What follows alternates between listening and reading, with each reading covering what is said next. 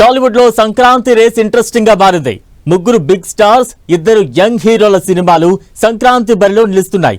వరుస పెట్టి 5 సినిమాలు వస్తుండటంతో టికెట్ల రేట్లు ఎలా ఉంటాయోనని ఆడియన్స్ కలవరపడుతున్నారు. కానీ నార్మల్ రేట్స్ తోనే రిలీజ్ చేయాలని మేకర్స్ ప్లాన్ చేస్తున్నారట. దీంతో సంక్రాంతి సినిమాలు చూడాలనుకునే ఆడియన్స్ కు స్పెషల్ గిఫ్ట్ ఖాయమన్న టాక్ వినిపిస్తోంది. టాలీవుడ్ లో సంక్రాంతికి పెద్ద సినిమాలు రిలీజ్ అవుతుంటాయి. ఈసారి కూడా పెద్ద హీరోల మూవీస్ తో పాటు ఇద్దరు యంగ్ హీరోల సినిమాలు రిలీజ్ కాబోతున్నాయి. ప్రభాస్ రాజాసాబ్, మెగాస్టార్ చిరంజీవి మనశంకర వరప్రసాద్ గారు, రవితేజ భర్త మహాశయులకు విజ్ఞప్తి, నవీన్ పోలిశెట్టి అనగనగా ఒక రాజు, శర్వానంద్ నారీ నారీ నడుమ మురారి రిలీజ్ కాబోతున్నాయి.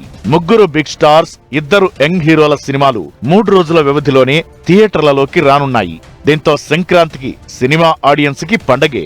అయితే సంక్రాంతి సినిమాలంటేనే టికెట్ రేట్స్ ఓ రేంజ్ లో ఉంటాయి. కానీ ఈసారి సంక్రాంతికి టాలీవుడ్ ప్రేక్షకులకు సూపర్ మెగా గిఫ్ట్ ఇవ్వబోతున్నట్లు టాక్. టికెట్ రేట్లు 100 నుంచి 150 రూపాయలు మాత్రమే ఉంటాయంటున్నారు.